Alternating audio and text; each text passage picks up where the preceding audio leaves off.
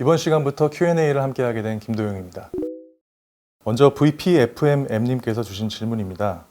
공매도와 관련하여 질문을 주셨는데, 공매도라고 하면 쉽게 이야기해서 주가 하락이 예상되는 종목의 주식을 빌려서 매도를 한 뒤에 주가가 실제로 하락하게 되면 싼 값에 다시 사들여서 빌린 주식을 갚아 차익을 얻는 매매 기법이지 않습니까? 네.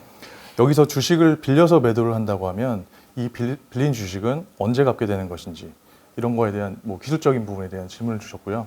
또 최근에 금융위원회가 지난 3월부터 시행하고 있던 공매도 금지 조치를 6개월간 연장을 한다고 밝혔는데, 이와 같이 공매도 금지가 계속된다면 옵션 만기 때 주식시장의 변동성이 더 커질 우려는 없을지, 이런 부분에 대해서도 질문을 함께 주셨습니다.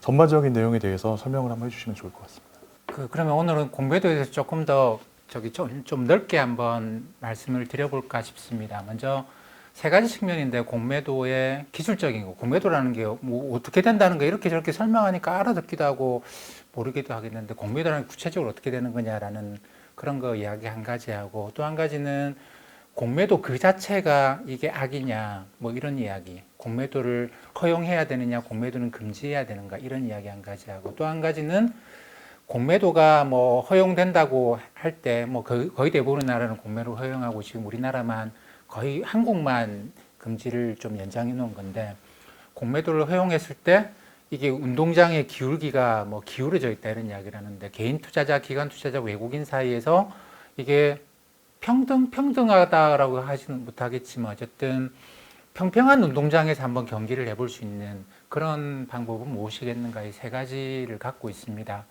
먼저 공매도는 굉장히 기술적으로 이야기하면 그런 거예요. 그러니까 일단 법적으로는 차입을 해야 됩니다. 공매도가.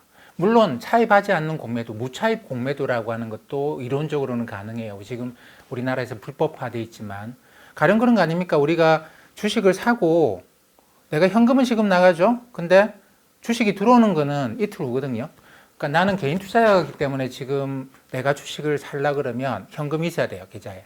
근데 이 사람에 대해서 증권회사가 이제 이 고객에 대해서 완전히 믿는다고 한다면, 이틀 있다가 주식을 내 계좌에 넣어줄 때 그때 내한테서 현금을 가져가도 되는 거거든요. 그렇게 본다고 한다면 나는 주식을 살 때 현금이 없이 그냥 일단 매수하고 이틀 후에 결제를 하는 겁니다. 내가 가령 이제 마트에 가서 물건을 살 때 내가 물건을 사고 지금 당장 결제가 된다고 하지만, 사실은 신용회사가 신용카드 회사가 나의 신용을 믿기 때문에 한 달 동안 내한테 신용을 주잖아요. 그렇기 때문에 사실은 내가 물건은 지금 사고 한 달 후에 내 계좌에서 돈이 빠져나가는 거거든요. 그렇기 때문에 결제를 한다는 것과 내가 이 물건을 산다, 판다라는 것과 이 물건이 나의 소유가 된다, 안 된다는 것과 실제로 내 계좌에서 결제가 이루어진다는 것은 다른 이야기입니다. 다른 이야기죠. 내가 신용카드를 산다는 것 자체가 내가 결제를 다음 며칠 또는 한 달 이후에 한다는 그런 이야기예요. 그러면 주식도 마찬가지죠. 주식을 사고 판다는 것과 결제를 한다는 것은 다른 이야기거든요. 그러면 내가 주식을 살 때도 지금 내가 주식을 사지만, 그리고 지금 이 순간부터 내 계좌에서는 이 주식을 갖고 있는 걸로 평가를 합니다.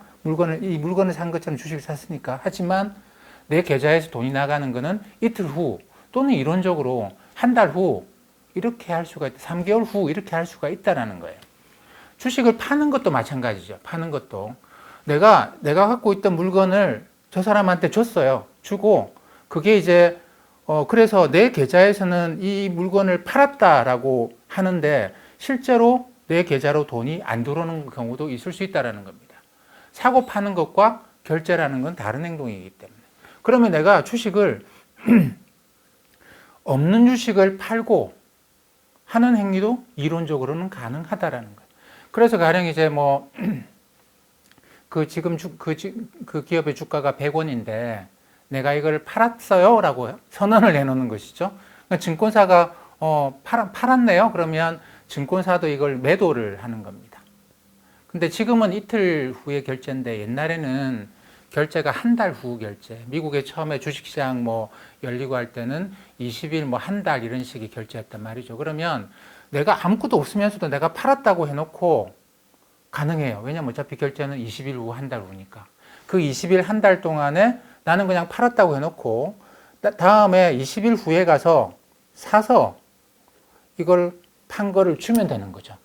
그때 가서 현금도 왔다 갔다 하면 되는 것이고, 이런 식으로 애초에는 공매도라는 게 굉장히 주식시장 초기에는 굉장히 일반화되어 있던 그런 방식이었어요. 지금은 이게 이틀이기 때문에 공매도하고 이틀 만에 받아와서 이제 갚아야 되는 그런 문제가 있죠. 근데 이동안에 어쨌든 내가 공매도를 하고 주가가 떨어지면 나중에 싸게 이걸 사서 내가 팔았다는 약속을 그때 가서 지키면 되는 거고, 이 공매도한 물건을 주식을 산 사람은 어떻게 하느냐, 그냥 자기 계좌에서 이거 샀다고 생각하고 계산만 하면 돼요. 나는 내 계좌에서 이거 팔았다고 생각하고 계산하면 되고, 주가가 떨어지면 이익, 주가가 올라가면 손해, 이렇게 계산을 하고 있다가, 이거 실제로 저 사람이 현금을 내는 거는 가령 이틀 후, 내가 이 실제 실물 주식을 저 사람의 계좌에 넘겨주는 것도 이틀 후, 이렇게 하면 이틀 동안에 이걸 무차입 공매도라고 합니다. 근데 이거는 이제 법적으로 지금 금지가 되어 있죠. 주식을 매도 주문을 내려고 하면, 합법적인 방법은 매도 주문을 하려고 하면 내가 내 계좌에 그 주식이 있어야 됩니다. 있어야지만 매도할 수 있습니다. 근데 이것도 그렇죠. 내가 딴 데서 빌려오면 돼요. 빌려오면 내 건 아니죠. 나는 이 주식을 이 사람한테 빌려왔는데 이 사람한테는 나중에 A 주식 100주를 갚으면 됩니다. 그리고 이자들 주면 돼요. A 주식 100주와 이자를 주면 되고, 나는 이 A 주식 100주를 시장에 매도했어요. 매도했습니다. 그럼 이 주식을 산 사람은, 저 사람은 이제 그 주식을 사서 가격이 올라갔다 떨어졌다 손익 계산하고 있을 것이고, 나는 이 사람한테 이제 100주를 갚아야 되는 거잖아요. 그게 처음 빌려올 때 뭐 일주일 또는 한 달, 3개월 이렇게 해서 빌려오면 됩니다. 근데 그 기간에 따라서 이게 은행 이자율은 아니거든요. 이게 금리라고 이야기합니다만 사실은 이게 수수료라고 보는 게 맞습니다. 수수료는 차이가 꽤 있을 수 있어요. 그러면 내가 나중에 100주가 가격이 올라가고 이거를 사서 이 사람한테 갚으면 나는 이 사람한테 수수료도 줘야 되고, 그리고 이게 100주의 가격이 올라간 게 있죠. 단가가 올라간 게 있어서 손해본 것도 있고, 수수료와 이 손해, 이중의 손실을 나는 보게 되는 것이고요. 차입 공매도를 했다고 한다면. 그 다음에 이제 차입했는데 팔았는데 가격이 떨어졌다고 하면은 뭐 100주를 내가 훨씬 더 싼 가격에 사서 갚을 수 있겠죠. 그러면 수수료 부담하면서 이만큼의 이익을 내가 얻을 수가 있을 겁니다. 이게 이제 공매도의 굉장히 기술적인 부분이고, 차입 공매도, 무차입 공매도. 무차입 공매도는 지금 불법화되어 있다. 뭐 이렇게 생각하시면 될 것 같습니다. 그러니까 두 번째 문제.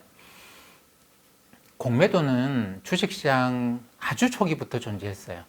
그 주식이라고 하는 게 우리가 1602년 뭐 네덜란드에서부터 네덜란드 동인도 회사가 주식 발행을 처음으로 합니다. 지금처럼 IPO라는 걸 하죠. 그래서 이제 네덜란드의 한 6개 지역 도시에서 이렇게 다니면서 그 로드쇼라고 하죠. 로드쇼를 하면서 주식을 이제 공개적으로 모집을 합니다. 청약을 하는데, 뭐 암스테르담 한 개 도시에서만 2,000명이 이 청약을 했을 정도로 대단한 인기를 처음부터 얻었다고 해요. 근데 이 네덜란드 동인도에서 주식 초기 단계부터 공매도라는 게 일어나기 시작하는 거죠. 왜냐하면 이 네덜란드 동인도 회사 주식은 이 선단을 구성해서, 심지어는 이게 이제 무력선까지, 그러니까 그 함선과 상선이, 그러니까 초기에 네덜란드는 함선과 상선의 구분도 잘 없었다고 해요. 그러니까 이게 같이 어울려 다니고, 왜냐하면 네덜란드 정부가 이게 군사력을, 해군력을 일부 그 네덜란드 동인도에서 갖는 걸 허용을 했거든요, 법적으로.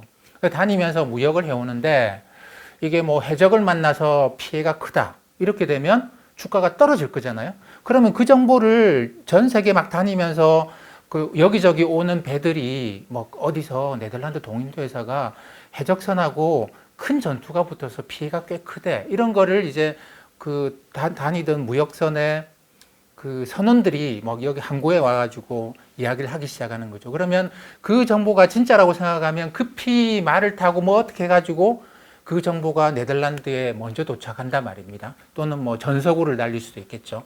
이렇게 해서 그 정보를 먼저 얻은 사람이 매도를 하는 거예요. 근데 갖고 있는 주식을 매도하는 사람도 있겠지만, 갖고 있지도 않은데 갖고 있는 것처럼 속여서 매도를 하는 겁니다. 이게 공매도. 그런 일들이 굉장히 많았어요.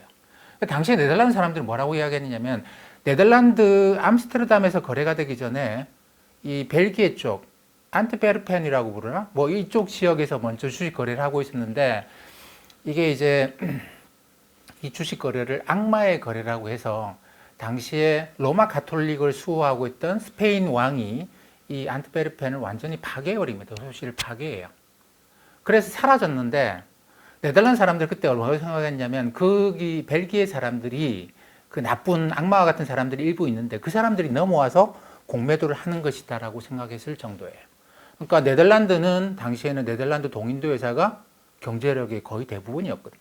이거 망하면 나라가 망하는 것과 같아요. 근데 그걸 어떻게 공매도할 것이냐? 그거는 정말 나쁜 악마들이 소행이다. 이렇게부터 시작을 했습니다. 근데 이게 그 일본으로 넘어가서 일본의 선물 시장이 오사카 곡물 선물 시장이 그때 만들어지거든요. 아마도 네덜란드 사람들이 가서 전파를 내준 것 같아요. 근데 선물이라는 건 애초에 매수, 매도를 두 사람이 해야지만 선물 계약 하나가 만들어집니다.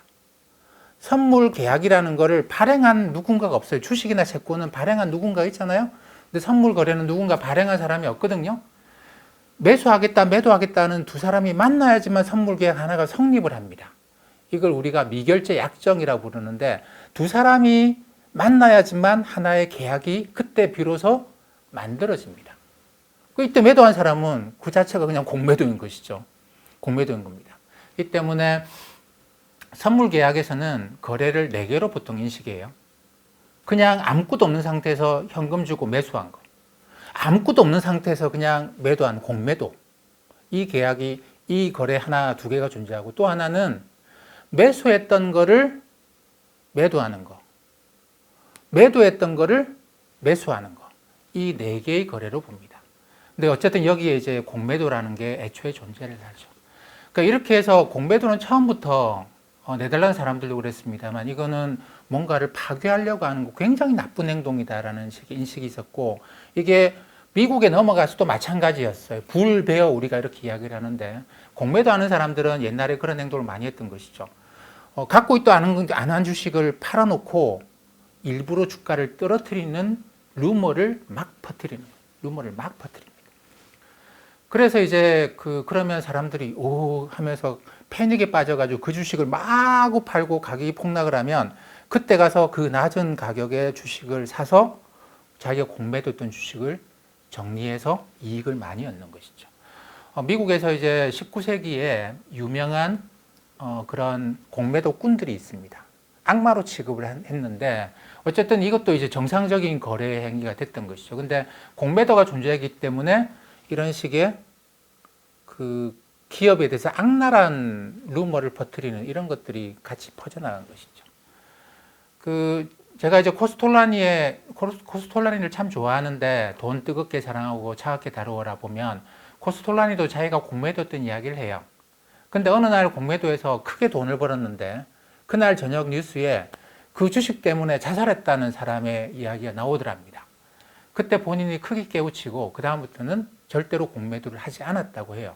근데 어쨌든 이런 식의 이제 공매도는 그런 역사를 갖고 있습니다. 그래서 공매도를 해야 된다, 허용하자, 공매도는 불법화시키자, 공매도는 공매도해놓고 악성 루머를 자꾸만 퍼뜨린다, 이 증권시장 질서를 해친다, 이게 나라 경제를 파괴하려고 든다, 이런 것도 있고, 특히 이제 외부인이 이런 이야기도 있고, 그리고 또 한 가지는 뭐냐면, 아니 공매도라는 게 허용이 안 돼 있으면 그냥 사람들이 전부 다 주식을 사야지만 돈을 벌 수 있잖아요. 그럼 어떤 일이 생기겠습니까? 전부 다 주식을 사기만 해서 버블이 생길 수 있다. 주가가 비이성적으로 올라갈 수 있다. 그러니까 주식시장이 효율적으로 돌아가려고 하고 이게 갑자기 버블이 생겨 그 다음에 어떤 일이 생기겠습니까? 버블 붕괴가 올 수도 있잖아요. 지금이야 주가 올라가서 좋은데 이 높은 주가가 나중에 언젠지 모르겠지만 어느 순간 폭락을 하면 지금 이 사람들은 돈을 벌고 나중에 이 사람들은 돈을 잃고 이거는 뭔가 좀 불공평한 거다. 그러니까 공매도라는 걸 그냥 열어놓자라고 주장하기도 하고 이 두 주장이 여전히 이제 많이 대립을 하고 있죠. 세 번째 측면, 이렇게 이제 뭐 공매도의 기술적인 측면도 있고 공매도는 주식시장을 효율화시키는 데 중요하다. 공매도는 이거는 악마의 거래다. 이렇게 규정하는 것도 있는데 공매도를 이제 우리가 영원히 금지시키지는 못할 겁니다. 왜냐하면 우리나라 시장도 기본적으로 닫아 놓을 수는 없는 거거든요. 우리만 지금 이렇게 하고 있는데 주요국 중에서 우리만 공매도를 금지하고 있는데 언제까지나 이렇게 할 수는 없습니다. 우리도 국제사회의 눈도 있고 우리가 해외로 나가서 뭔가 이득을 얻는 것도 있기 때문에 외국인들한테도 그만큼의 똑같은 원칙은 적용해 줘야 돼요. 외국인들한테 더 뭐 좋게 해준다라는 게 아니고 우리가 외국 시장에서 나가서 얻는 것만큼은 허용해 줘야 되겠죠. 그렇게 보면은 국제 기준에 따라서 우리가 공매도를 허용할 수밖에 없을 것인데 그때 외국인이나 기관 투자가 일방적으로 유리하고 개인들은 불리한 방식이다라고 지금 주장하시는 분들이 많아요. 제가 봐도 그런 부분이 있고 이 때문에 이걸 개인이나 기관 투자자 외국인들한테 똑같이 기회를 주자라는 겁니다.